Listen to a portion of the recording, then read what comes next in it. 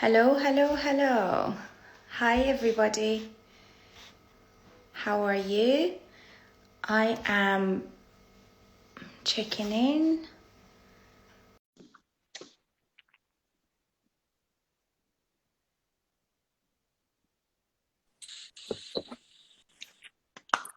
Hi, Hey, how are you? I'm good. How are you? Good, Oh, thank you. all I can see is my head. I'm going to. Why am I upstairs and you're downstairs? Does that make a difference? What? That's what Instagram does, I guess. You're the Look, the hostess with the hostess. sparkle. You I inspired know. me with that. That's nice. How are you, It's nice. darling? We're both so Christmassy. Yeah, I feel Christmassy today, actually. How are I'm you? really good. I'm very good. How are you? Good, thank you. I'm really looking forward to today. I know Yes. this is something that you and I often discuss. And I think a lot of people would like to know, well, a lot of people relate with this really. What is your definition of an empath? Yeah, well, I think you're right. I think so many people are going to resonate with this. And I think there are people out there who don't even realize they're an empath and they may not have even heard of the term. And so an empath, from my understanding of an empath, and I see a lot of it with the clients that I work with, is someone who feels the pain of others. You know, they feel the feelings of other people and they process it as if it's their own. And rather, so they think they're being just sympathetic or compassionate, but actually they are experiencing the other person's experience as if it's their own as well. And that can lead to what we've talked about. What we're going to talk about today is that empathy burnout. And after a year like we have had this year, I think there are a lot of people who are really struggling. They are exhausted, they're feeling overwhelmed, and they can't really tune into why that is. And it can often be because they are empaths and they're literally taken on the weight of the world. And then that can lead to them feeling exhausted, feeling depleted, feeling anxious, depressed, leading to overeating and comfort eating, which is obviously what I see, or over drinking, turning to food and drink to make themselves feel better, because they're overwhelmed. Is that what your understanding is too? Yes, definitely. I think I always have been an empath. I think I would say there is definitely an empathy trap. Actually, I read a really good book. I wish I had taken the notes of that actually, but there is a really good book called Empathy Trap, which talks about this in details. How, as an empath, uh, there is those holes when we can actually fall into, and there is traps basically. I mean, we all know, being an empath, you in a risk of attracting certain type, probably a narcissist, because they prey on that. And I think being what I do in terms of caregiver and in a medical person, I think for me, I'm quite sensitive to that. And you put it really well in terms of that you're so open to other people's pain.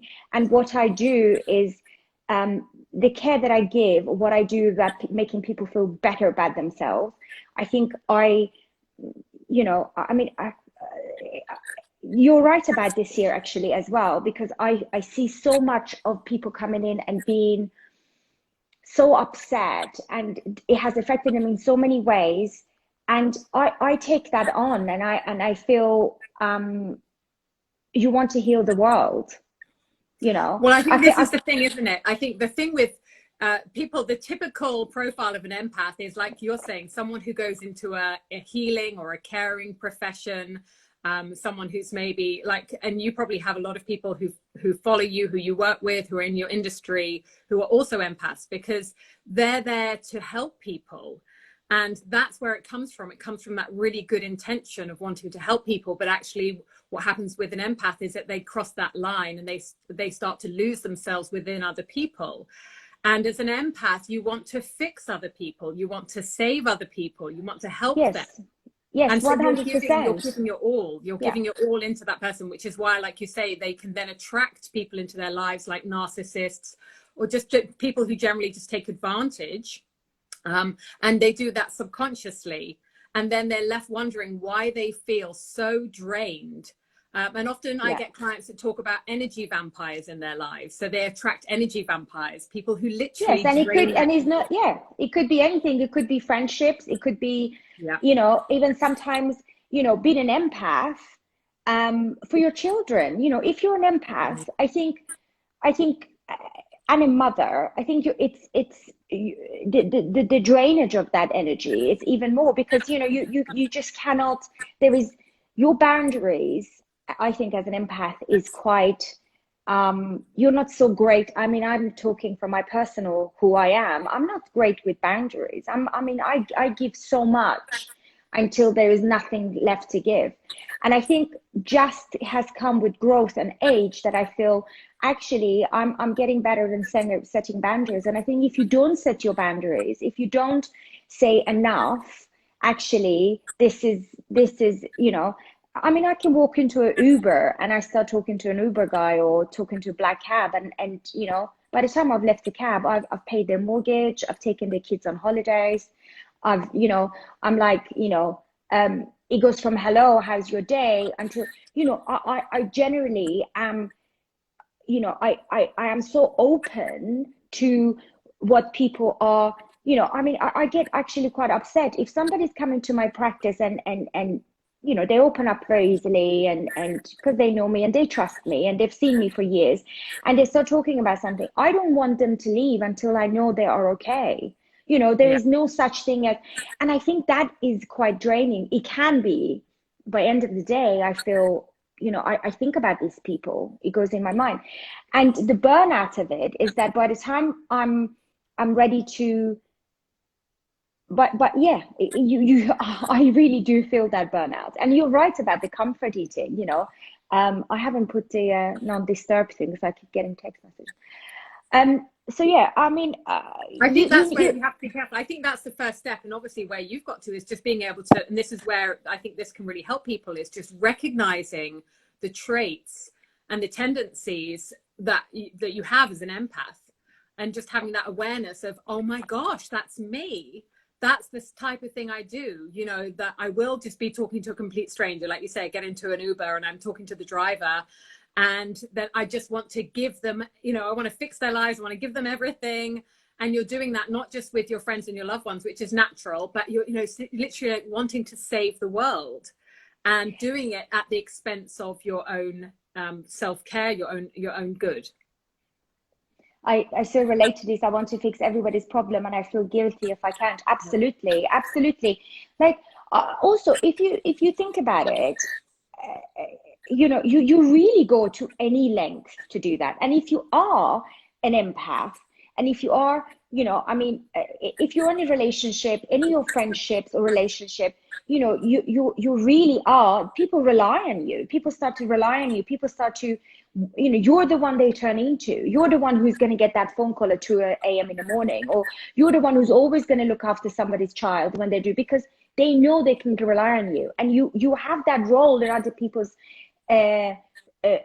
lives when you are the fixer, the one that listens, the one that, as it is so fulfilling and so lovely. You kind of, the burnout you don't realize until you are starting to have, to eat all the cakes, to Yeah. have the wine and have, or easily be, I find myself, I can, when I know that my tears come really easily, then I know, hold on, I'm actually burning out now. there is something wrong here. You can't put your finger on it. Do you feel that? Do you feel, Yeah, I mean, I what I think like that's, to discuss as well is the symptoms of burnout. How do you know you're burned out? well, I think that's the thing. And what the that person was saying there about feeling guilty if I can't fix the world, it's like, as an empath, you then carry that through for the rest of the day. So you might have an encounter with a friend, a family, a stranger, and they have shared, or even just watching the news, right, or scrolling through social media, Yeah, just yeah. with everything, all the events that have gone on this year and everything, is that you carry that with you. It's not just that one-off where you're helping. An empath will take that with them and carry it with them for the rest of the day, the rest of the week. And like this lady saying, or the person saying, it's like a feeling guilty that they haven't been able to help them or resolve them. And I think that's where the burnout can come, because it's you're literally carrying that burden the whole time. And then you're trying to do that not just for your children, but for your friend and for this person and that person. And you just can't, it's a finite resource. It's a little bit like willpower. That empathy is going to get depleted over time. And so the burnout's going to come. And as an empath, you're a little bit like a sponge. You're going to be soaking up everybody else's feelings, taking them on as if they're your own. And a sponge can only hold so much water. And so you'll just get to a point where you just can't. How do you see, how does it come out in terms of, how do you feel the symptoms are? How do you know you are burned out? I mean, we kind of feel, okay, I'm just a mom, I'm tired, it's normal. For me, it's a different thing. I'm quite tearful. My sleep gets affected. I'm constantly overeating and things like that. I mean, somebody just said, which is a really good, I quite like to talk about that as well, is that how to be guarded, because this is the thing when it comes to empath, it is such a slippery road that you have to be so guarded and set boundaries, but you just don't know how, because you want to fix things. And for me, it's I always said that to you when you and I talk, it's the red flags on any relationship, any friendship, anything like that. I ignore it. I don't see the red flags. I see them, I sense them. Somebody can walk in through the door. I know, because I have an intuition and I'm quite sensitive to that. So it's not that I'm dumb, but you ignore them, which a normal non-empath would see it and the alarm bells goes. And so being guarded is another thing that it's just not easy for an empath to be. Yes, it's definitely something that's easier said than done when it comes to being able to do something about it, and something that's a practice. It comes first with that awareness and I think that's why it's so important that it gets talked about. And I'm so pleased that we were talking about this, that we're talking about this today, because just having the awareness of being able to tick those boxes and say, oh my gosh, yes, that's me. And that is the reason why I'm feeling so wired or tired or anxious or exhausted, because it's going to manifest differently in different people. And to be able to see that that's what's going on. And then you can start to take those steps towards saying, right, it's not about trying to become a different person or work against your own natural instincts. Like you say, empathy is a natural thing for us to do. We're wired to be empaths to each other, to have empathy. Are you born an empath? I think naturally as humans, we are wired to be empathetic because it connects us to other people. It keeps us part of the tribe. To not have any empathy, it would mean that we get isolated and we're going to not be part of the tribe, and that that in the old caveman days would have put us at risk of dying and being on our own. So it's natural for us to empathize and to feel other people's feelings. That's how we connect to other people. But then you have other people on the other side of the scale as well. Sorry to interrupt you. It's you have the empath, and then you have people who have they don't feel, they have no empathy. It's even actually the polar opposite, isn't it? Well, that's where a psychopathic profile at the complete other end of the spectrum would be a psychopath who has absolutely no empathy whatsoever. And so, sort of narcissists obviously are towards that end of the scale. But I think for most people, it's normal to have empathy. And as you say, as an empath, you thrive off that to a certain extent. You feel good to be able to help other people. So I think one of the biggest warning signs is when it doesn't feel so good anymore. When you start to, there's that thing of helping people and you get a buzz or you get energy of helping other people, when it's actually draining your energy rather than giving you energy. That's a really good sign that things are tipping in the wrong direction. And Christmas, I think, is one of those times when things getting actually quite on top. I mean, I feel that things get on top of me. I really feel,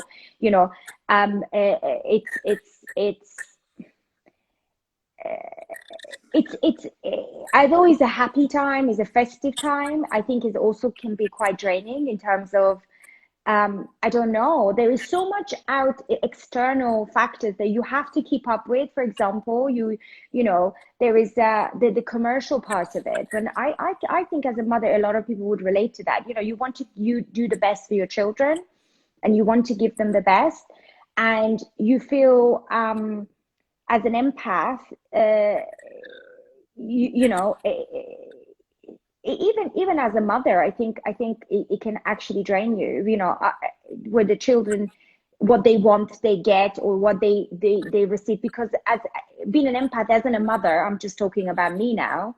I think that's even, you know, I'm not very good at saying no. I'm not, you know, and you know, and I feel older your children get, it's they have bigger problems and bigger, you know, they have there's an emotional aspect of it that you know, I worry, and I you know, it's quite difficult. Yeah, I think it's that general thing of, as an empath, wanting everyone to be happy, wanting everything to, you know, everyone to be okay.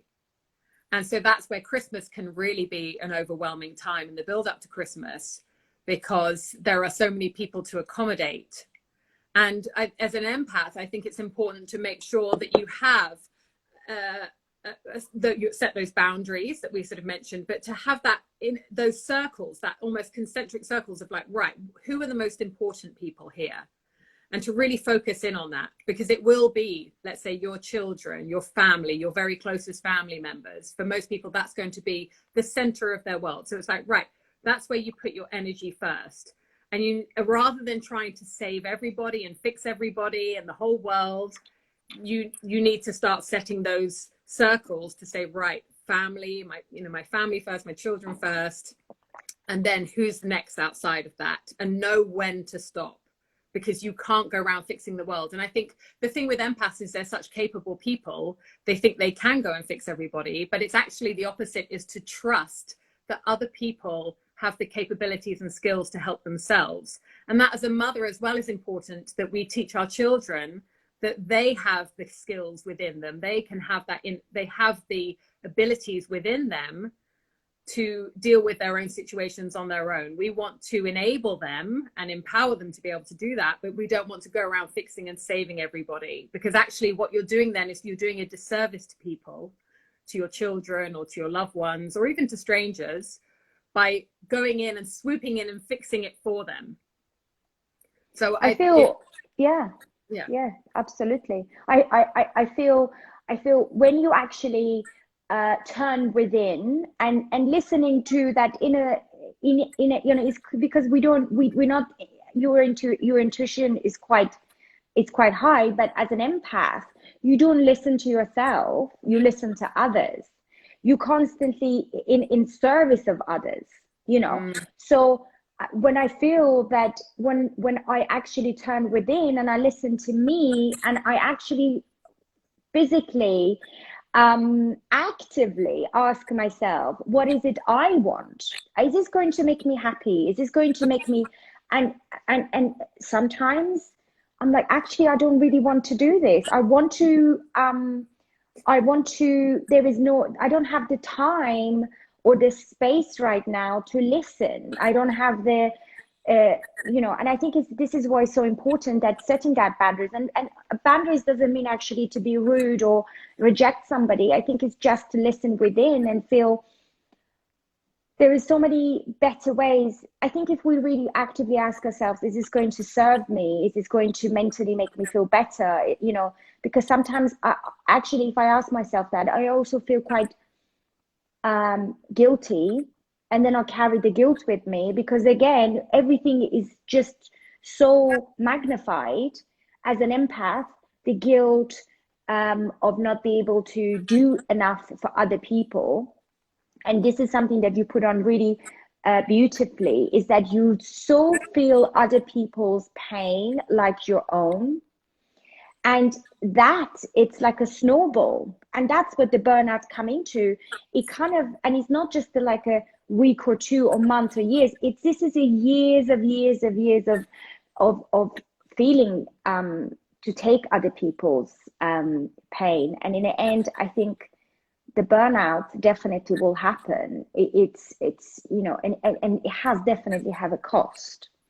So when people realize that, and it comes with growth, maybe it comes with awareness, like you said, and when you are on a healing journey, you realize you kind of, when you're aware, you're outside yourself, and you see that I'm doing that again. I'm taking on and I'm carrying this huge thing of other people. Actually, I am now going to look within and see what is it's making me feel better. And a lot of times it could be simple things. It could be actually saying to the children, I'm going to, I don't need to do this. And I don't, or your husband or your friend, and just take that time for yourself. And a lot of times people don't even know how to do that, how to take care of themselves, because they're not used to it. As an empath, I think you are giving that service to others constantly, because you're taking that role, because people will come to you. And for me, in my practice, which I'm quite proud of that fact, is that people come to me and within seconds they start talking about what they go through. And I take a huge pride in that they open up to me, because I'm not just their doctor. I'm actually, a lot of times I am actually their friend, you know. And I love that. But yeah, the burnout is definitely there. Yeah, the burnout is definitely real. But it's like you were just saying, as an empath, one of the things that can really help is to go within and to actually tune into that quiet space and that inner intuition, that inner wisdom that is there to be tuned into when you sort of can go quiet. And how amazing if we can empower other people to do the same. So with that sort of classic cliche of, rather than giving a man a fish, teach him how to go fishing himself, that can be that same thing as an empath. So rather than giving of ourselves to other people and draining our own resources by trying to fix them, you know, we can start to, as empaths, actually give that power to other people, for them to know as well that they have that own inner wisdom and inner intuition to come up with their own answers and their own solutions. So we can actually still be an empath and still feel like we are helping and fixing and saving people in that sense, but actually passing some of that energy over to them rather than them stealing it and taking it from us. Somebody says, I feel that being an empath and anxiety go hand in hand. That anxiety is the burnout. This is where, when you have that anxiety, is your body and your mind is telling you that you are burning out and you need to look within. And the thing is, I find it really interesting in when you say the quiet space. You ask people one single question. A lot of times, the empaths and people who are into service to others, ask them one single question: what is it you want?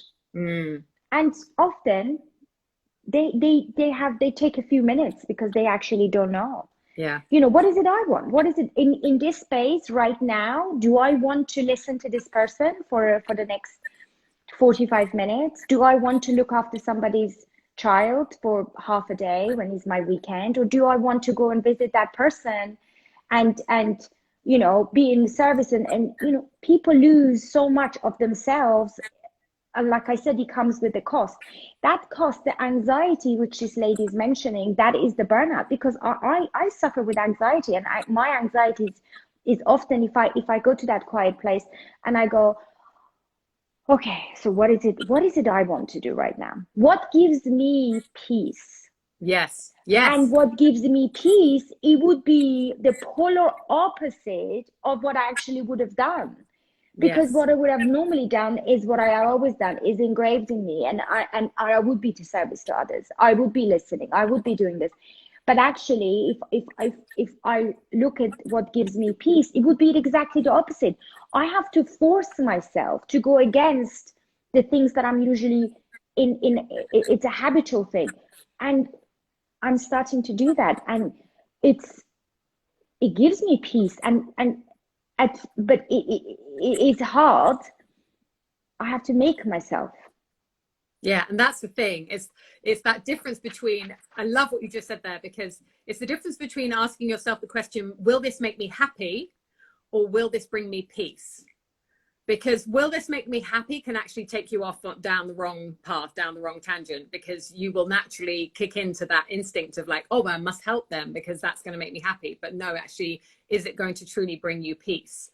And I think what that lady's saying there, yes, totally about anxiety and being an empath going hand in hand, because you know, you are taking on the world and their feelings so personally. So you have to remind yourself that it's not happening to you as well. You know, this is not to be taken personally, because you're carrying it as if it's your own feelings as well. And like you're saying, you then lose yourself because you don't know what your feelings are anymore versus someone else's feelings. No, because you're in such a habit of taking that on, you forget who you are. Your identity, it goes into, emerges. And another thing that you cannot deny, the fact that if you are an empath, people will take advantage of that. People's intentions, it's not always pure. And a lot of people as well, they actually don't, it's not like they are bad people. When I say take advantage of it, is that they're not empath. So they don't understand, they're not sensitive to somebody else's. So they take and they take and they take. And I'm not talking about sociopaths and psychopaths and narcissists. I'm talking about people, normal people. And I think it's that is the thing. You are being taken advantage of, and you know you are being taken advantage of, and you feel guilty, and it become a vicious circle. You're thinking, oh my God, I'm such a dumbass because I've just done this and I didn't really want to, but you keep doing it. So for me, is that when I feel that I have been somebody, you know, I feel used sometimes, and I don't want to feel that way. So it's that kind of tuning within and going and ask yourself repeatedly, what gives me peace? What is it I want? How can I, like you say, the boundaries as well. And as an empath, it's very hard to start setting those boundaries, because empaths find it very hard to say no, or to not, you know, empathize and listen and be there for people and fix people, but to actually just start to slowly edge those boundaries back. You know, it's almost like I'm trying to think of what the sort of the analogy for that is. I'm in my head, I'm almost got this picture of sort of trying to move sheep, you know, into together. It's almost like you've just got to do it ever so slowly and gently. You can't just go from being an empath to setting these really strong boundaries with everybody around you. It's really gently start to push back, because and you will piss some people off. Yes, well, this is the thing. As an empath, you've got such a fear of upsetting people. That's why doing it slowly helps as well, because there may be people that you get pushback from. And so if you're doing it slowly and gently, then it will work to everyone's advantage, because you won't necessarily get the blowback from those people who are like, what do you mean you're not going to look after my child, or whatever.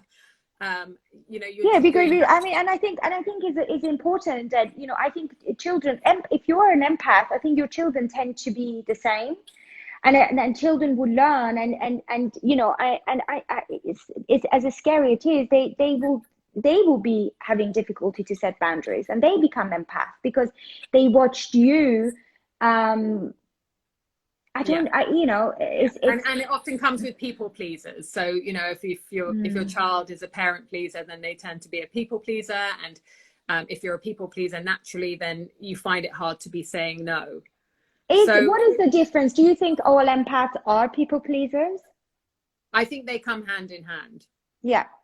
As well, because they're just really worried about the reactions that they're going to get from other people, and the rejection or the judgment that they're going to get from other people. So they're conforming, and then in that, like you said, they start to lose themselves, and then the self-esteem and self-worth starts to erode, because you've lost that sense of who you are and what you like and what you don't like. I mean, even absolutely. If you are, yes, the trap is that you lose yourself, your identity, and you merge into being a wife, or being a mother, or being that reliable friend, or, you know, and at times, most of the time, it doesn't make you feel great anymore. Yeah, you are just a shadow of yourself. And I think I have so many women coming to me, and they are in their late 50s or mid 50s, or they feel mentally they are exhausted, and the Yeah. burnout is there. They don't even know what's, the guilt is, even the remote slight of self-care. They Yeah. feel And guilty about that. they're often married to very strong personalities. Correct. Yeah, Dominance and very narcissist, dominating. and Yeah. yeah. And so Because I quite like to address that a little bit as well, is that the empathy trap is that we do attract narcissists. We do attract people who sadly prey on empath, and they smell it like vampires smell blood, and they especially, you don't have to be a dumbass to be it's a lot of times intelligent, successful, very kind people who wouldn't normally, you know and that's what narcissists do. And I think you're absolutely right. There are, you have that dominant friend, or you have that dominant husband or yeah, wife, or which makes it even more challenging as an empath to set those boundaries, because because the people in your life are so dominating or strong in their, in themselves as well. So it can feel like you are in that trap, that you're in that in that impossible place of, how on earth do I begin to make those changes, when you start to recognize, oh gosh, this is what's happening to me. I'm an empath, and this is why I feel so anxious or depressed or burnt out. And how do I get out of this? Because all the people around me are such strong characters, or narcissist, or dominating, whatever that, on that spectrum of personality type. So that's why it's also important to be turning that boat slowly, to not just sort of suddenly try and put down very strong boundaries, or suddenly try and be very strong person in all of that. Is just you can still remain an empath. It's just knowing where to stop on that. So that's why I talk I about think that. it's very, very difficult. I think it takes a lot of it is a big journey. And I think I feel it comes with maturity of age, or I don't know. What do you think? I Yeah, see a I lot think of. there's an element of it coming with maturity and age, and it's something that can, as burnout is, as a pattern, happens over time. Burnout doesn't happen overnight, so it can actually come from years of this being sort of worn down, and it's not until you kind of hit that rock bottom and gone, oh my gosh, I've got no self-esteem, I don't want to leave the house, I've got no confidence, to actually, and then you've got to come from that place. So that's why it can feel like it's a hard journey, because you're really coming from rock bottom on that. But I think it's to know that it is totally possible. So for anyone who's in that experience, to know that it's change, and to actually turn that around is completely possible. And I think it can happen faster than you think. I think the journey down is longer than the journey back up. I think having a conversation with yourself, you really, really need to consciously have that constant conversation with yourself, asking yourself in a quiet space. When, I try. Meditation is that quiet mind for me. And I encourage so many people when they come through my door, and I'm like, this is the thing, the wisdom is, and the answer is within you. But if you have that conversation with yourself and you ask yourself, what do I want? Who am I? What is my purpose? Which you do, which you say, and a lot of times, will this give me peace? Is this something that I actually truly want to do? And I bet you most of the time the answer would be the polar opposite what you used to. And Yeah. it's somebody just said really interesting thing, is that you are conditioned. When you are conditioned, it's not a life sentence. I think, a lot of times, and this lady mentioned, which I really love what she said about empath, a lot of times is the trauma that you've had. So it's all going hand in hand, and trauma is within. So it's also a healing journey. When you are on that path of healing journey, you can then, is getting easier to set boundaries. You're not going to wake up one day and be able to tell people, No. And setting your boundaries. It's so hard. But what really can help is to disconnect, like you're saying, to whether that's in meditation or just to go quiet, to be out in nature, to go for a walk by yourself, to spend some time on your own, so that you disconnect from everyone else. Because as an empath, you're so absorbing everybody else that actually it can be really beneficial to have time on your own to reconnect with yourself.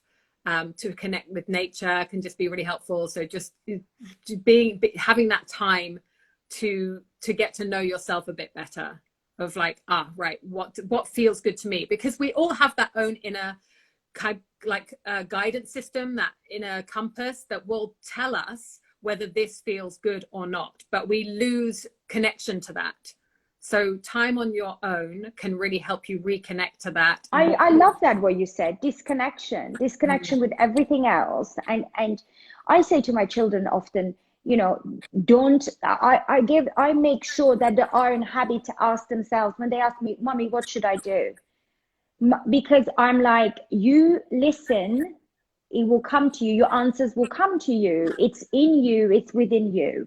And if you are truly, like you said, disconnecting, your answers is there. You don't need me to answer it. And I think I want to train them not to be guided so much by the external, because we ask friends, we ask parents, we ask, what should I do? Where should I, how do I do this? And other people's reality is quite different from yours. Yeah, and as an empath, I think we don't ask ourselves enough. I'm going to read this. They are such interesting. I can also feel my experience that I don't fit in, because of course you question yourself on what you are feeling as an empath. My only way to connect with myself is through singing. That's amazing. Singing. Oh, that is incredible. Yeah, I get that. I get that so much. Yeah.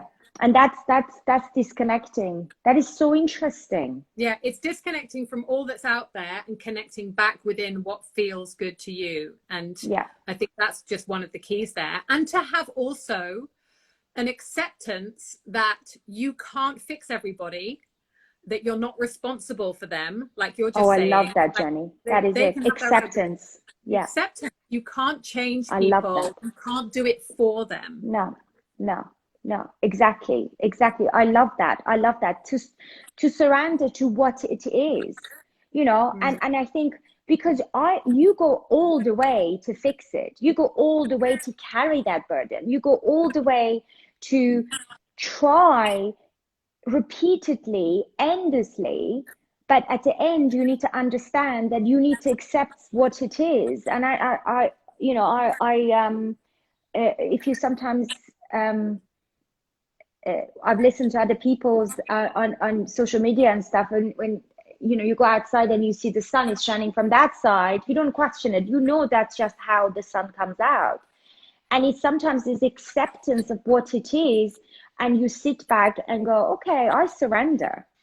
And that is itself bring you so much peace, because you can, some things, most of the things, it's not, you know, it's not up to you. It happens, and it happens before.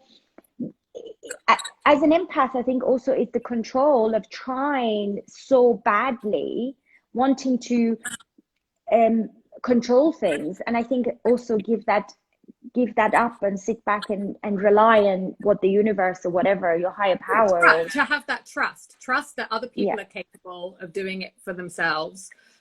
Trust that, you know, you will fix the things that you can fix, and there are things that you can't fix and they won't be fixed, and that's okay. And the world doesn't have to be fixed and perfect. You know, you don't have to try and control that there are things that you can't control.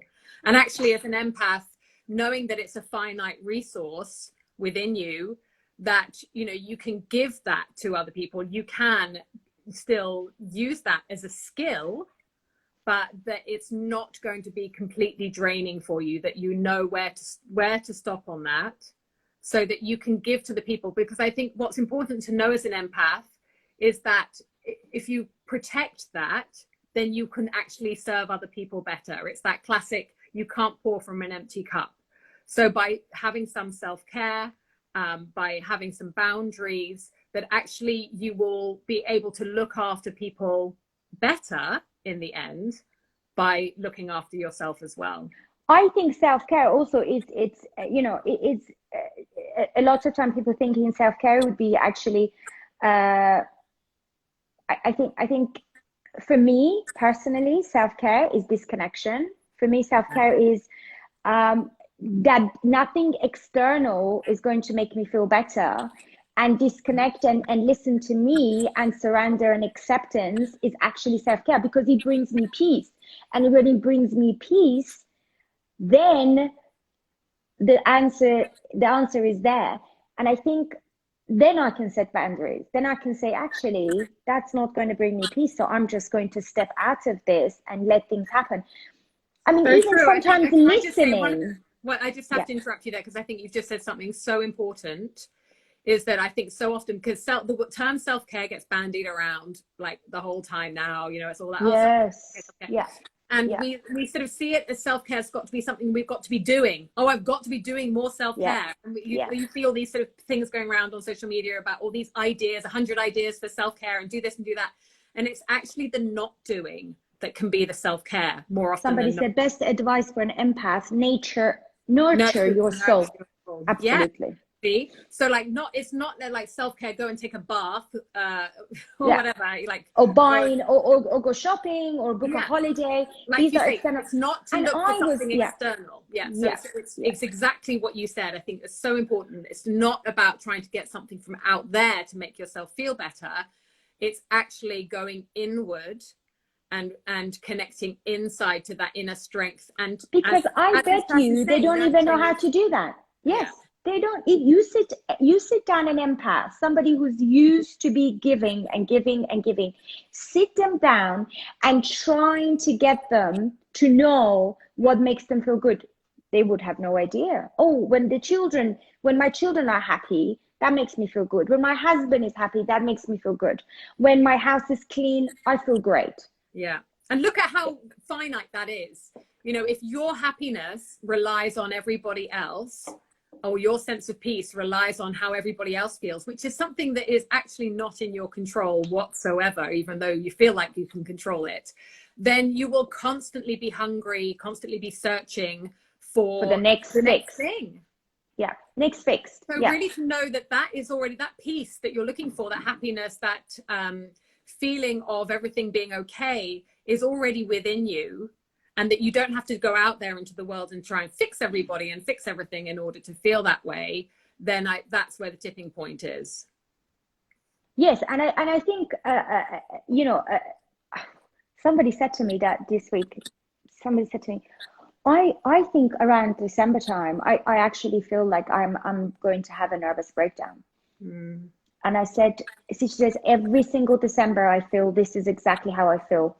And I think um, it's that thing, being an empath and being taking things on, and things that, holidays comes on, and you need to see family and stuff, not necessarily you want to see, or actually now you want to see certain family and you can't see them.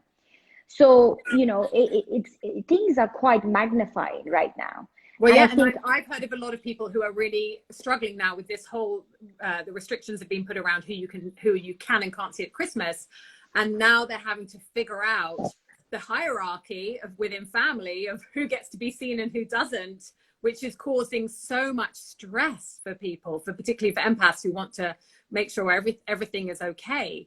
That that can cause just so much overwhelm in and of itself. So not even the fact that normally at Christmas you're there with groups of people trying to make everything is perfect, and that you've got this fantastic Christmas for everybody.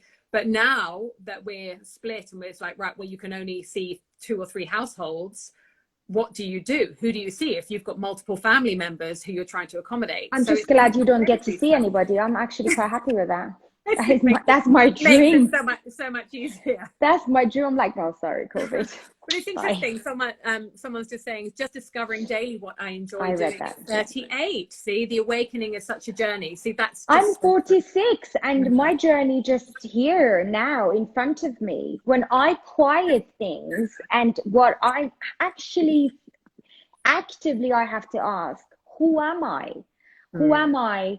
And I'm not less of a person because I don't get to fix everything.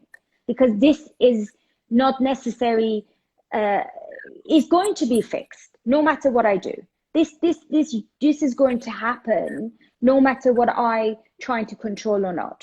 And I think as an empath, you really, really are receptive to, when you take on other people's problem, you naturally want to fix them as well. So it's just such a trap. Yeah. Yeah.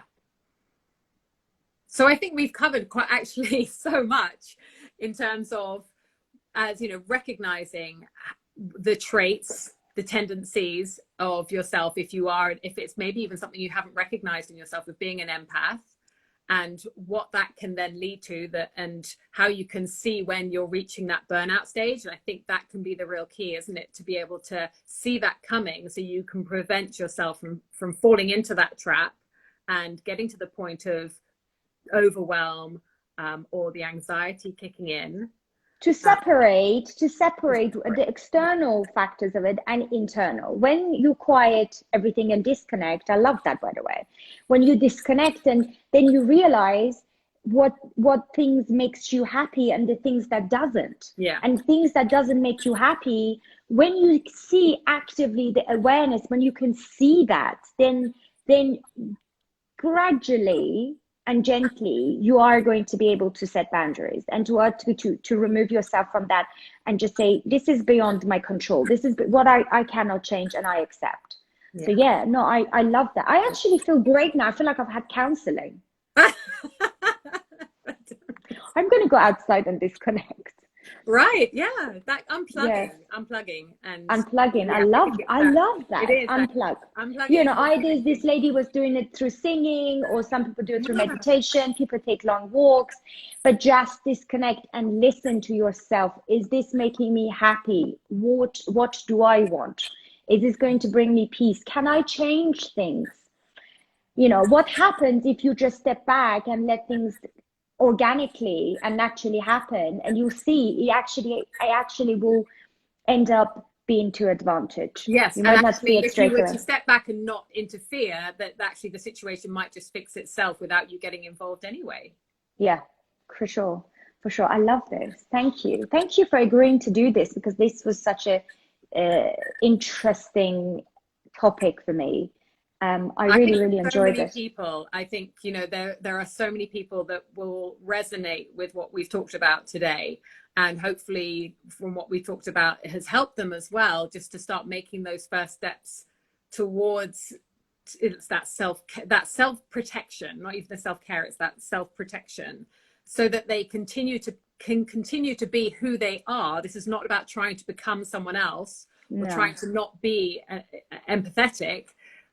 It's to know sort of where those boundaries lie, and to have some of the tools that can help them. And also, once you are setting boundaries, and those times you actually do enjoy the trait that you are, or you know, it is so rewarding. It is so rewarding. It is incredible. You know, I feel sometimes, as it's a blessing, it can be a curse. But I also feel like it's actually a blessing and a gift. You know, I was chosen to help, and I'm not talking about what I do, but I was chosen to heal, and that is it. That is, I'm so grateful for that. But I have to listen to Burnout. It's to turn it around. It's actually to, you know, being an empath is a skill. It's a skill, and that for you has come through in your work. And it's wonderful that through your work, you're able to help so many people and make people feel so good about themselves. Is a wonderful thing to do. And you don't have to give yourself completely to that. You don't have to lose yourself within that in order to continue to do that. And someone's saying, thank you so much for this, Monique. Oh, that's lovely. That's so kind. That's such a nice comment. It's really lovely, and I hope it's been helpful for people. Yes, I'm going to save this on my grid. What am I talking about? I'm not good. I'm not very good at technology, but I have somebody who will help me with that, and that would be on the grid. And hopefully people can listen to it. I love this, that if even one person, this is the empath in me. If one person can benefit from what we talk about, then I'm so happy, because 100%. life is also about helping. It's not, it's especially nowadays. Yeah, we need each Thank you. other. Thank you so much. I love you so much. Thank you so much. All right. Speak to you Bye, soon. darling. Thank Bye. you.